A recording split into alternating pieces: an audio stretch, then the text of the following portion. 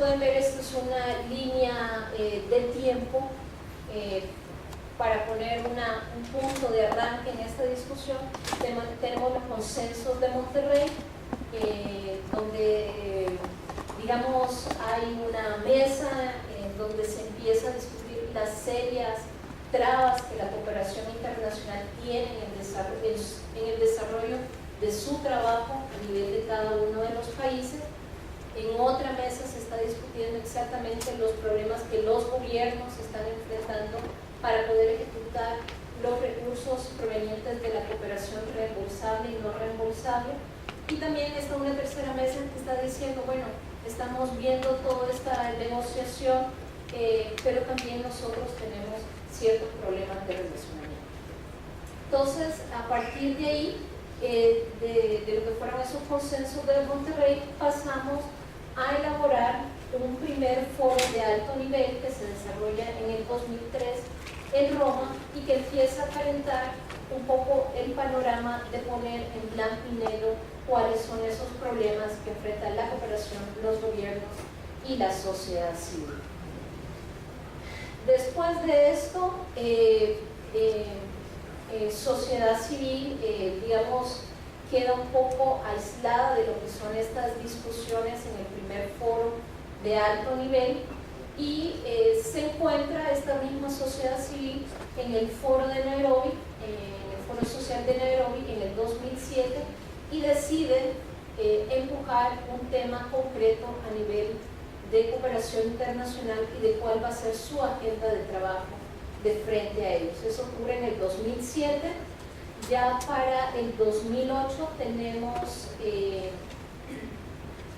lo que es el segundo, para el 2005 tenemos lo que es el segundo foro de alto nivel, que es la Declaración de París, en donde ya tenemos los 5 pilares básicos que se establecen y que, digamos, forman parte de lo que va a ser evaluado en esta última ronda de cara a Busan, pero también se hacen a partir de esos 5 pilares básicos una serie de indicadores que ponen a los gobiernos, a la cooperación, de frente a una revisión concreta de su trabajo. En el 2009 tenemos el tercer foro de alto nivel, que son los acuerdos de APE, que se conocen mejor. Aquí ya sociedad civil puede realizar un foro paralelo en donde se puede discutir de cara a lo que los gobiernos y la cooperación están discutiendo, también tener sus propias valoraciones, hacer sus propios análisis, hacer sus propias propuestas y sobre todo en este tercer foro de alto nivel hay un momento clave porque es a partir de ahí que se visibiliza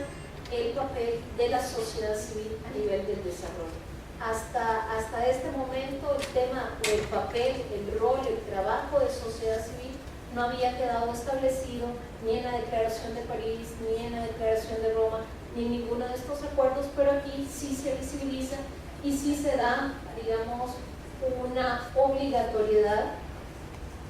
por parte de los países y por parte de la cooperación a trabajar de manera coordinada con la sociedad civil. Entonces, digamos, esto es un empuje, es, digamos, de donde se ha agarrado las organizaciones de sociedad civil a nivel internacional para poder desarrollar su trabajo. En el 2010 también, pues a partir de todas las discusiones que se tienen a nivel mundial de sociedad civil,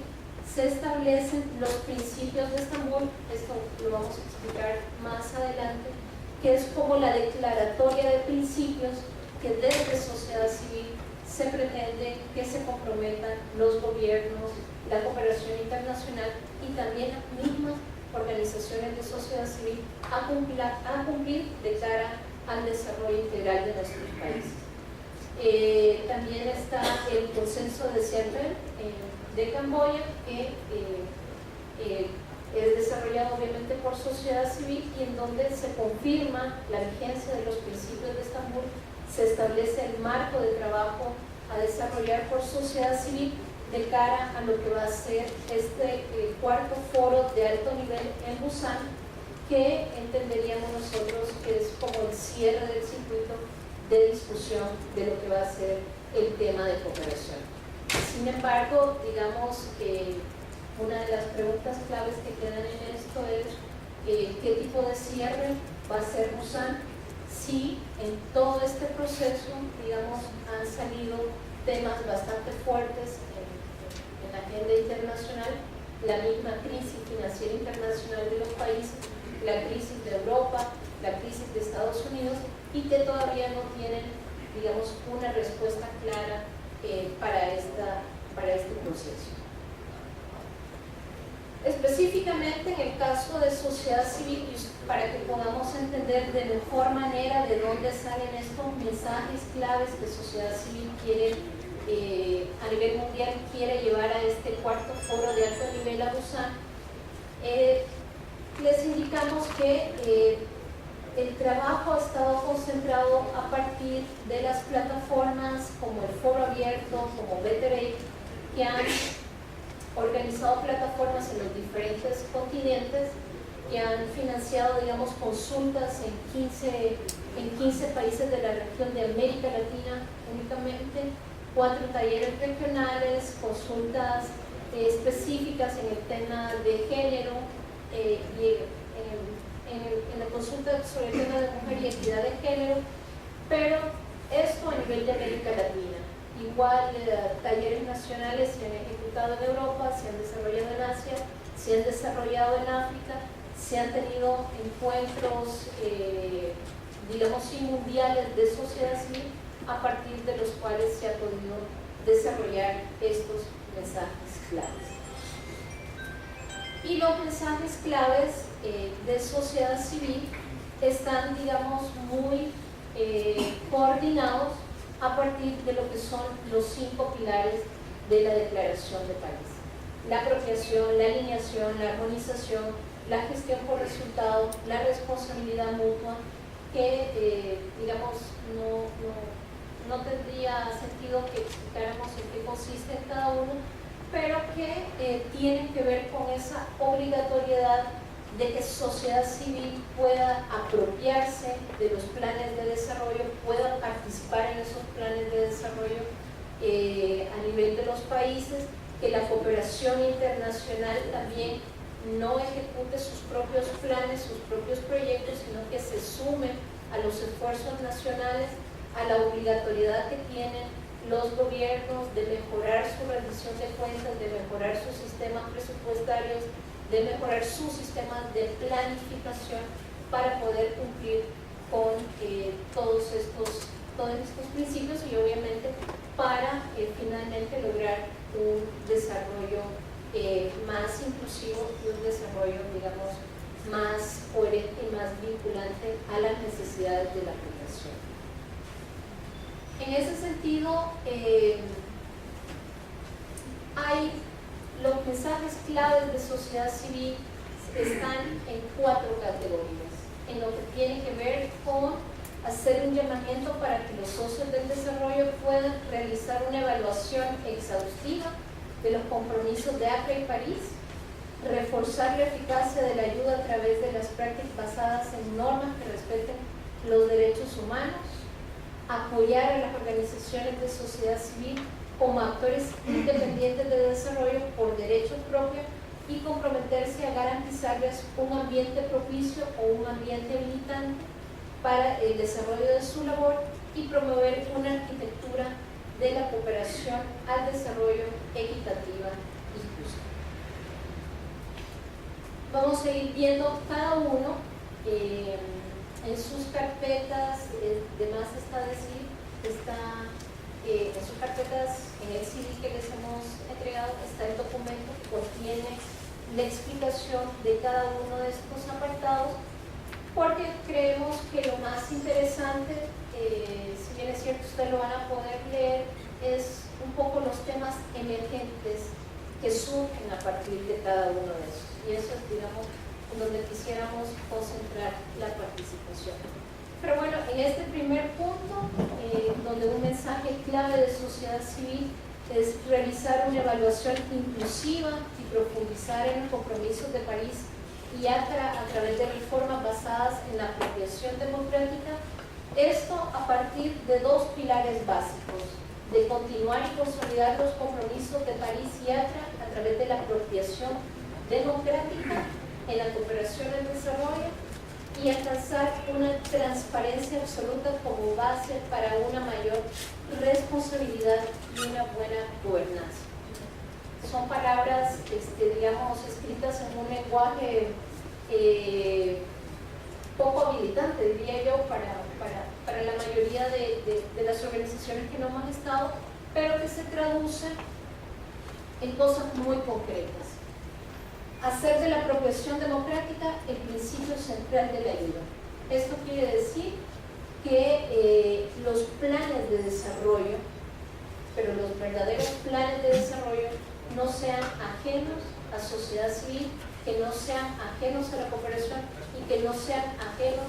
al trabajo del gobierno. Quiere decir poder apropiarse de esos planes de desarrollo, poderlos entender, poder estar de acuerdo con ellos, entender la lógica de esos planes de desarrollo y hacerlos e incorporarlos al trabajo, digamos, diario de cada una de las organizaciones. También se especifica estos apartados a partir de conceder una prioridad a un diálogo inclusivo de las políticas entre las distintas partes interesadas. Yo creo que esto es una realidad. Nosotros muchas veces tenemos estrategias para la reducción de la pobreza, tenemos una visión de país, plan de nación,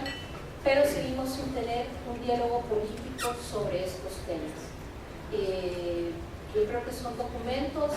bien o mal intencionados que se han creado, que están funcionando, pero sobre los cuales, digamos, no hemos tenido como organizaciones de sociedad civil un punto de discusión, y esa discusión tampoco ha sido a partir del trabajo o la relación con la cooperación internacional. Ustedes no me dejarán mentir que no recordamos, digamos, un evento donde podamos haber discutido de frente al gobierno, de frente a la cooperación, el contenido de una visión del país, de un plan de nación, que, digamos, para poder hacer lo que decía al inicio, de esta apropiación democrática de estos documentos. Poner fin a la condicionalidad política, como hablaba Mauricio, bueno, los préstamos son la evidencia más clara de esa condicionalidad política que tenemos en el país. Son recursos que vienen ya dirigidos, que tienen una lógica, un amarre como bien se dice. Entonces, una petición específica de sociedad civil en este tema es poner fin a esas condicionalidades. Si estamos hablando de que la cooperación internacional se sume a los esfuerzos nacionales del país para promover un desarrollo inclusivo, entonces ya los términos de condicionalidad política deberían estar fuera de este alcance.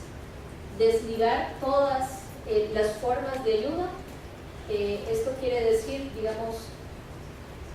un tema sensible que tenemos con la cooperación internacional. Sí, nosotros apoyamos,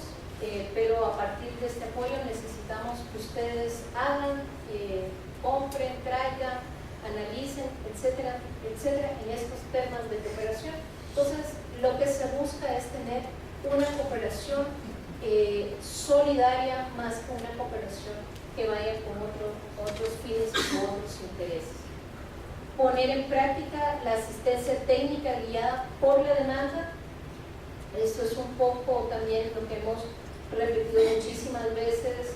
la experiencia que tuvimos posterior al huracán Mitch, de tener, digamos, una asistencia técnica, pero que no combinaba mucho con las necesidades técnicas que tenía el país en ese entonces. O sea, nos mandan técnicos, nos ponen cooperaciones, pero en temas o en proyectos que no son prioridades para el país o son solamente prioridades para la cooperación. Entonces, ¿cómo ir saldando esas deudas? Y crear marcos de rendición de cuentas inclusivos, claros a nivel nacional y mundial, afianzar los procesos de transparencia de todos los sectores. hemos escuchado que hay, a veces ni siquiera la misma cooperación tiene una dimensión exacta del monto de cooperación con el país. Hay, digamos, fondos que se manejan directamente entre la cooperación, las organizaciones, hay fondos que se manejan directamente del gobierno o bilateralmente con los gobiernos. Entonces, cuando uno quiere sumar ese apoyo global de la cooperación internacional, digamos, no tiene una cifra exacta, tiene una cifra también que tiene muchos entrelaces, que tiene, digamos, no va a un fin específico, sino que se mezcla con el apoyo que da el gobierno, con el apoyo que da las mismas organizaciones de sociedad civil. Y entonces, digamos, hay una deficiencia en saber con cabalidad cuántos recursos entran al país por montos de cooperación, cuántos de estos montos son ejecutados, cómo son ejecutados, qué impactos tiene esta cooperación, y es, digamos, un tema en el cual estamos interesados en seguir avanzando. Y obviamente también aquí, como ustedes ven,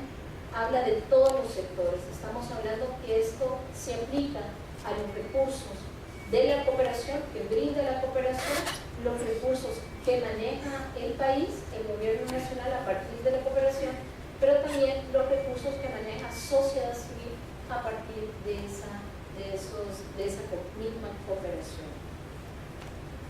Un segundo punto habla de reforzar la eficiencia del desarrollo a través de prácticas de cooperación al desarrollo que promuevan las normas de derechos humanos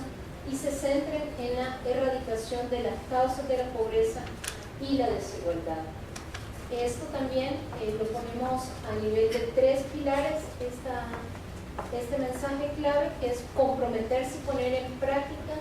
enfoques basados en derechos en las prácticas de cooperación al desarrollo,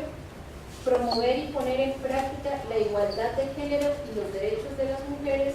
y hacer de la agenda de trabajo decente un pilar para las estrategias de desarrollo inclusivas y sostenibles. Tal vez aquí el punto más interesante a destacar es el relacionado al sector de mujeres, que pudo avanzar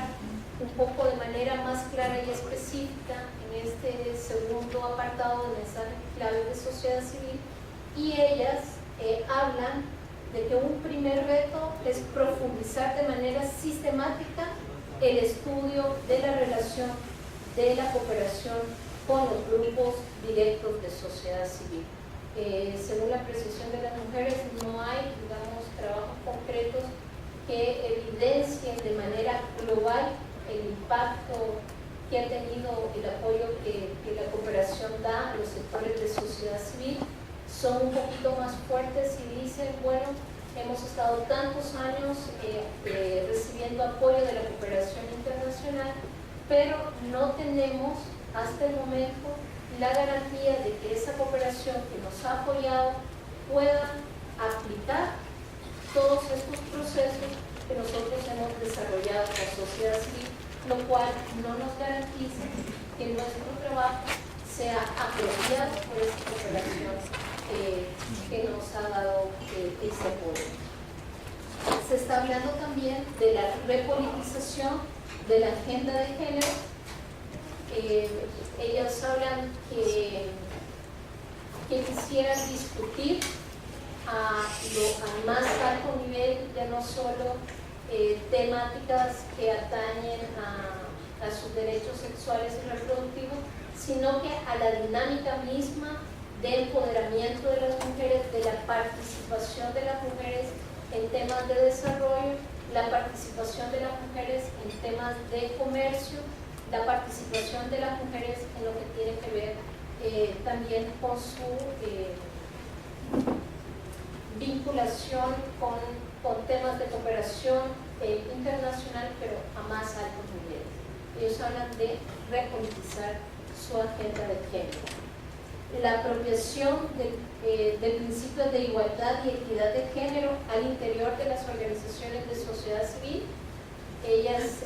indican que la demanda de género siempre está presente a nivel internacional, que se habla de la transversalización de género, pero que generalmente es una demanda que se exige a los gobiernos, que se exige a la cooperación internacional,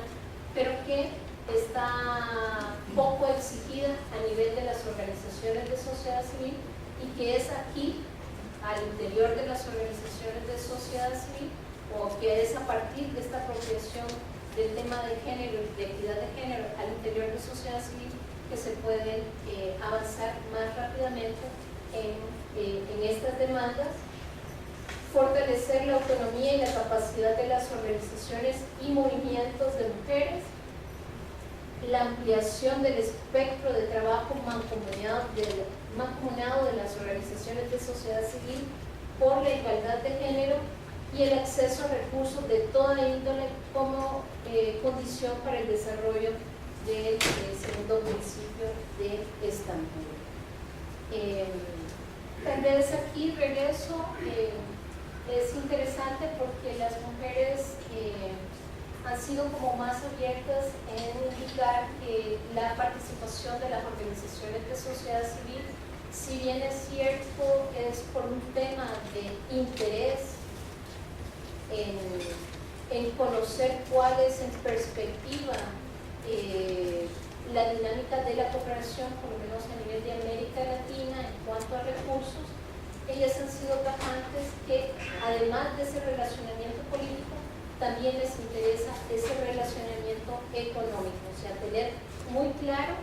de cuál va a ser la proyección de cooperación de los países más desarrollados con los países menos desarrollados.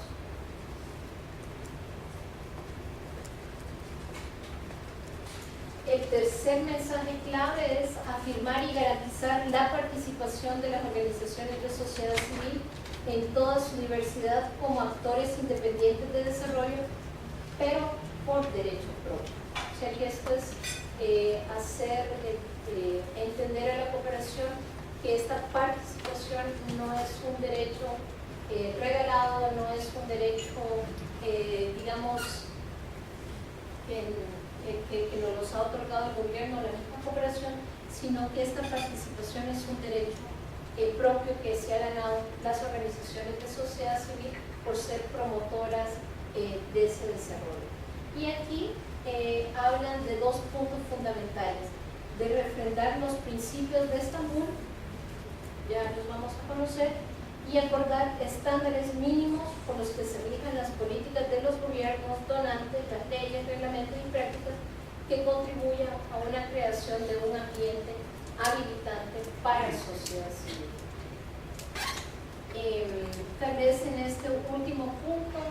se hacían muchas discusiones en que, por ejemplo, la cooperación internacional es una de las principales violadoras de derechos laborales al interno de las organizaciones, puesto que las nuevas tendencias hablan de limitar, por ejemplo, la contratación de personal en las organizaciones, de contrataciones vía consultorías, no personal permanente, los pocos recursos para el fortalecimiento de las organizaciones. Entonces, una serie de violaciones a derechos humanos que ya están garantizados, digamos, por las leyes nacionales de los países, pero que a partir de las lógicas de trabajo de la cooperación se convierten en una violación y también en problemas que interfieren, digamos, con un ambiente propicio para el desarrollo del trabajo de las organizaciones. Obviamente todo el tema de seguridad, de intimidación, de criminalización de la acción de las organizaciones de sociedad civil en contextos como los nuestros, obviamente también forman parte de las discusiones que hay que dar con la cooperación internacional a fin de tener un ambiente habilitante para las organizaciones de sociedad civil. Y los principios de Estambul, que creo que son el aporte más fuerte y más evidente que las organizaciones de sociedad civil van a dar a todo este proceso de discusión sobre la eficacia de la ayuda. Las organizaciones de sociedad civil estamos interesados, como decía al inicio, que estos principios sean refrendados en este cuarto foro de alto nivel en Busan, que sean refrendados también por los gobiernos de nuestros propios países y que también sean refrendados por las organizaciones de sociedad civil como una guía interna de trabajo a desarrollar. Y esto tiene 8 principios básicos. El primero, obviamente, que es el respeto y la promoción de los derechos humanos y de la justicia social como principio básico del trabajo que tienen que hacer los gobiernos, la cooperación y las organizaciones de sociedad civil. Incorporar la equidad y la igualdad de género a la vez que promover los derechos de las mujeres y las niñas. Un principio que es básico en toda esta discusión, que es centrarse en el empoderamiento, la apropiación democrática. Centrarse en el empoderamiento, la apropiación democrática y la participación de todas las personas. Aquí hay una discusión a nivel mundial sobre si la participación de la ciudadanía, obviamente es un principio que tiene que estar respaldado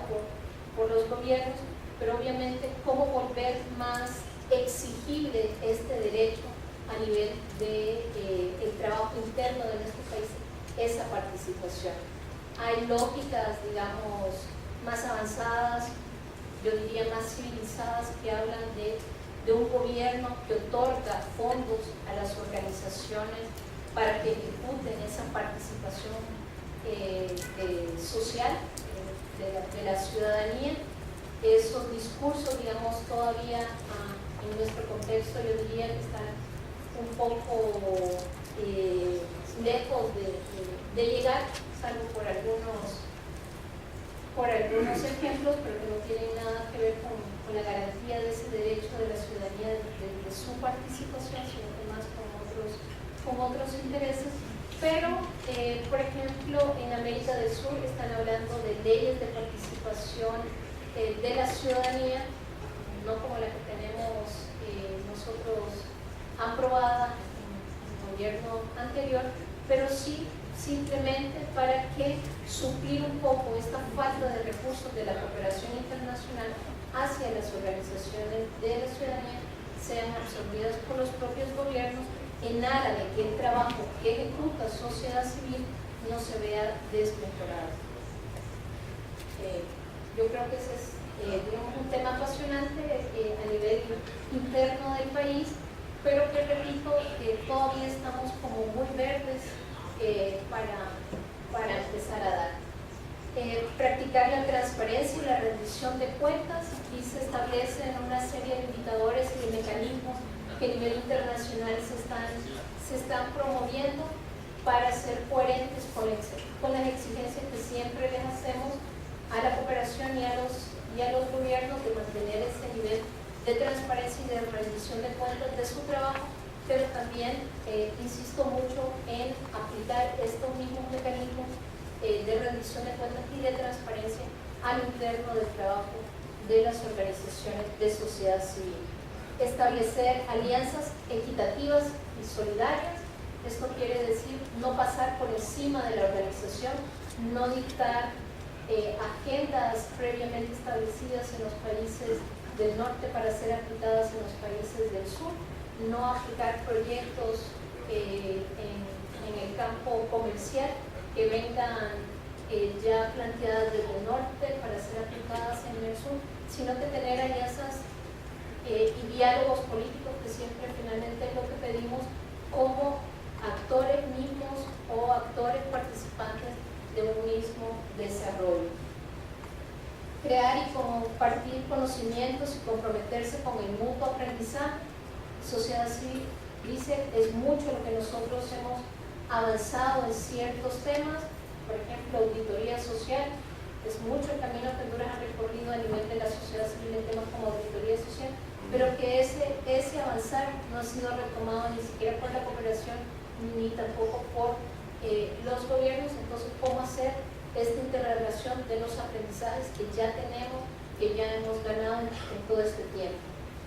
Y comprometerse con el logro de cambios positivos y sostenibles. Una copia de estos principios de Estambul, que insisto mucho, es como uno de los principales trabajos a presentar por sociedad civil. Lo que les hemos dado es un resumen de esos principios de Estambul. Hay todo un marco internacional que respalda y explica y propone indicadores, y hay una caja de herramientas. O sea, es todo un paquete bien diseñado de cómo poner en práctica estos principios de Estambul. Y finalmente, una cuarta exigencia, un cuarto mensaje que se está proponiendo es promover una arquitectura de la cooperación al desarrollo equitativa y justa. Y aquí se van a hacer dos mensajes muy concretos: impulsar un pacto en Busan que sea inclusivo y que recoja compromisos específicos vinculados a un calendario que priorice reformas fundamentales en la gobernanza global de la cooperación al desarrollo. Creo que aquí la palabra clave es una gobernanza global de la cooperación, y crear obviamente un espacio multilateral, inclusivo y equitativo para el diálogo político. Es decir, que este foro de alto nivel en Busan no sea un punto que finalice todo este proceso de discusión, sino que obviamente proponerse espacios de discusión y de retroalimentación más allá de lo que va a ser este punto de encuentro. Pero tal vez aquí, porque ya lo que se va a hacer en Busan ya se hizo, ya incluso ya circuló y ya digamos pasó el periodo de hacer observaciones al tercer borrador de esa declaratoria de París, que como ustedes saben se hace todo este trabajo previo, se hace, y lo que va a suceder a finales de noviembre es simplemente una reunión oficial donde se van a tomar decisiones, pero gran parte del trabajo ya está avanzado. Entonces, el objetivo también de esta reunión era que pensáramos más allá de Busan, qué va a pasar con el tema de cooperación, qué es lo que nos interesa como hondureños y hondureñas manejar y empezar a discutir a nivel interno del país sobre el tema de cooperación. Y obviamente Honduras no se escapa de la tendencia global de América Latina, y entonces, ¿qué podemos esperar de esa nueva cooperación, de esos nuevos indicadores que se está midiendo la cooperación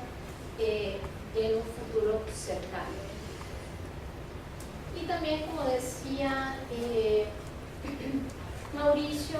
no es común, también se nos apuntábamos en la invitación, no es nada nuevo decir que la cooperación internacional está bajando sus niveles de apoyo en América Latina. Eso es, digamos, una realidad en cifras que no se puede esconder, que no se puede disimular, pero lo que nosotros quisiéramos es discutir esas causas que han propiciado esta reducción de la cooperación y de los posibles efectos que va a tener esto a nivel de la región. Decimos que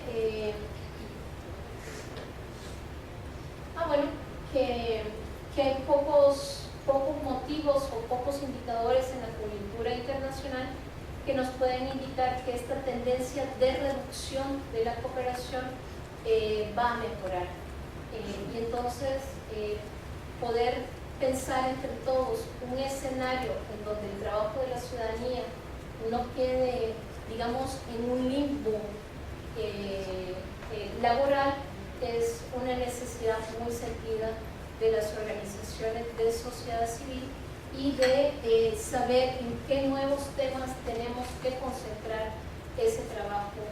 previo a desarrollar. Entonces, tal vez aquí les planteamos una serie de temas sobre los cuales tenemos un interés que sea el centro de la discusión, también de los trabajos en grupo de hoy por la tarde, que sea también de interés de un trabajo que podemos hacer de manera más coordinada entre organizaciones de sociedad civil que están interesadas en darle seguimiento a este tema, y es pensar en qué alternativas de financiamiento tiene la cooperación de sociedad civil a mediano y largo plazo. Como decía, la crisis internacional es una realidad palpable, es una realidad que estamos sintiendo ya los efectos, que los vamos a sentir, digamos, esos efectos más fuertes en un futuro cercano, pero cómo prepararnos y cómo preparar también al país para enfrentar esta reducción de los recursos de cooperación. Como lo señalaba también Mauricio, ese 16% del presupuesto general de la República, que siempre es financiado con fondos de la cooperación internacional, van a ir bajando, pero son finalmente los recursos que se utilizan para la poca inversión social del país. Entonces, si esa poca inversión social del país se va a ver disminuida, entonces, ¿con qué recursos va a contar el país para sus estrategias de combate a la pobreza, para sus estrategias de reactivación productiva? ¿Qué escenario de trabajo nos tendría que generar este tema? También la reducción va a tener una modificación de las condicionalidades de la cooperación a partir de ser considerados como renta media. Yo creo que aquí hay un tema muy pendiente a discutir con la cooperación internacional, y es ese rasero con que miden a todos los países y dicen, bueno, Honduras pasó en un abrir y cerrar de ojos de ser un país de renta baja a ser un país de renta media. Esto nos pone en otra categoría en el mapa de la cooperación internacional. Es un indicador de que Honduras oficialmente o discursivamente ya no necesita tantos recursos para su desarrollo, pero lo que decimos nosotros es, bueno, ¿cómo puede pensarse que somos un país de renta media cuando tenemos el 67% de las personas viviendo en condiciones de pobreza, o como decía Mauricio también, con un país en donde el 40% de los hogares más pobres únicamente tienen acceso al 10% del ingreso del país? Entonces hay un problema en que ese promedio que nos ubica como país de renta media también está afectando al país para ser sujeto de cierto tipo de cooperación, reembolsable y no reembolsable. En la reembolsable, obviamente, hay más claridad sobre las repercusiones, porque estamos hablando de préstamos con tasas de interés más altas, estamos hablando de condicionalidades más fuertes, estamos hablando de otra serie de mecanismos, pero que obviamente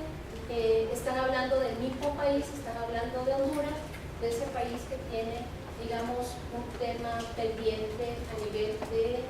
desigualdad y pobreza. Un tercer tema que nos gustaría enfocar con ustedes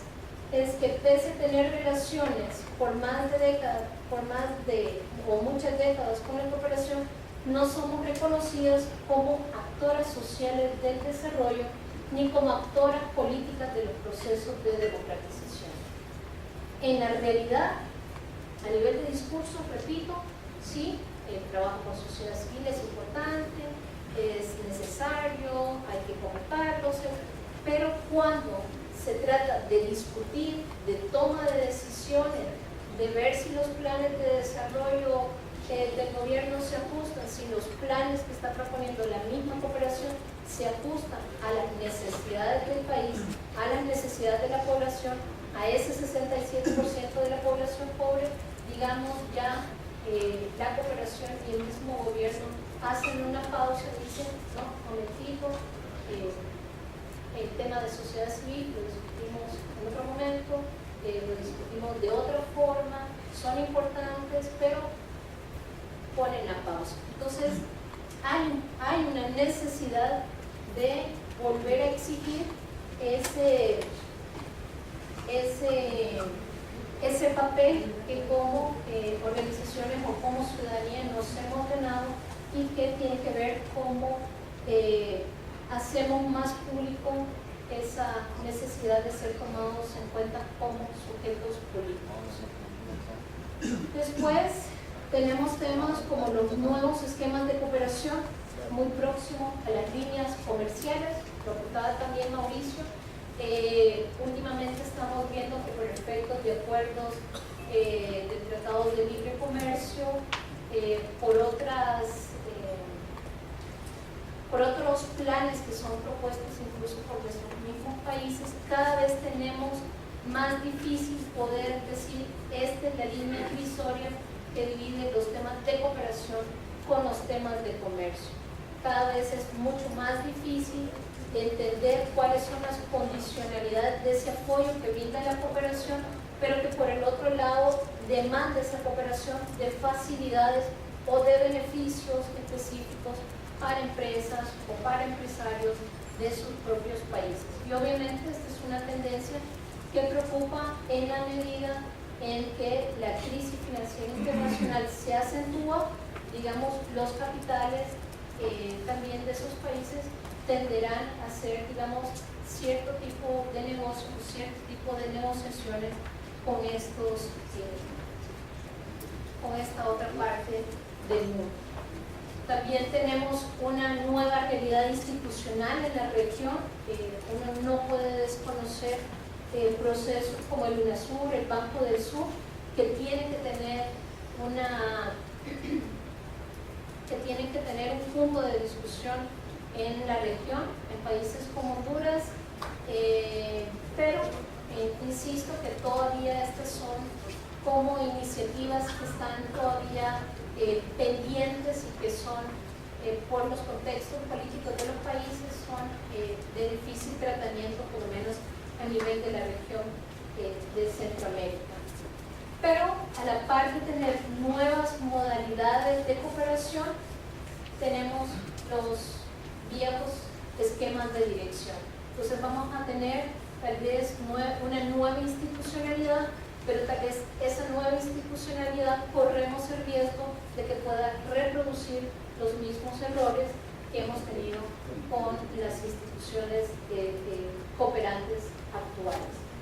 También tenemos las reformas institucionales para la canalización de la cooperación internacional. Finalmente, también Nicaragua puede ser un laboratorio de experimentos de la cooperación internacional,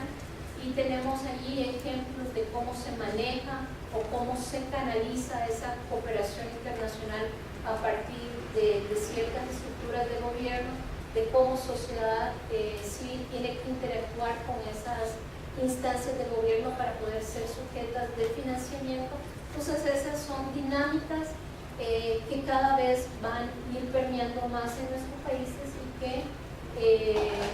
finalmente hay que ver los pros y los contras de esa institucionalización o de esa burocratización del proceso. También decir que hay otros procesos en otras plataformas que están pensando, por ejemplo, cómo volverse o redistribuirse los países por instancias de cooperación. Es decir, bueno, en Honduras está este y este cooperante, el país no necesita más cooperación. En Nicaragua se va a establecer este y este cooperación. O sea, hay un proceso de redefinición de territorios por parte de la cooperación internacional y hay también iniciativas que buscan estos procesos y que están finalmente en discusión. La última, Carlos.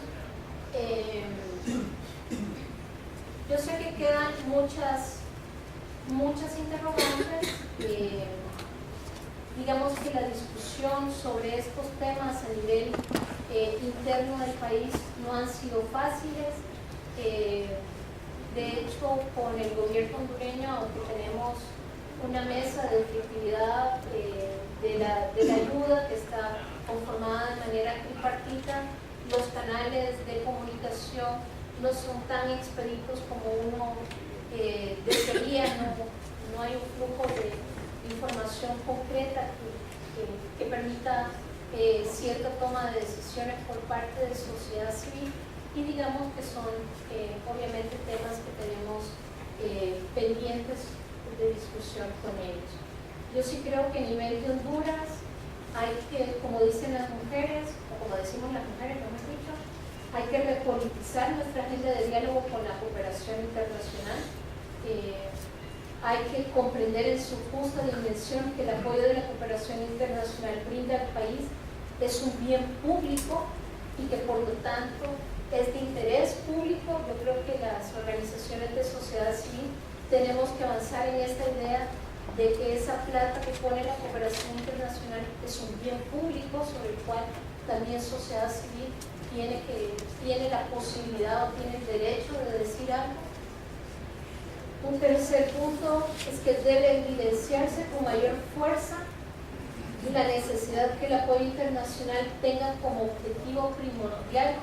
la reducción de la desigualdad y de la pobreza. Antes que todos estos temas comerciales, de relacionamiento político, antes que todo esto, yo creo que tiene que ser coherente el fin de un Estado con el fin de la cooperación y que debería estar o apuntalar a esa reducción de la desigualdad y de la pobreza. Un último punto es elevar los niveles de transparencia a nivel de todo este accionar. Yo lo dejaría por aquí. Repito, los materiales sobre qué se va a decir, cómo se va a decir, qué se está presentando, qué se ha elaborado, están en su CD. Es información muy explícita, es muy amplia. Les pedimos que la consulten, pero que para el caso de Honduras lo que pretendíamos más era cómo generarles a ustedes la inquietud de que nos interesemos por este tema de cooperación, porque finalmente,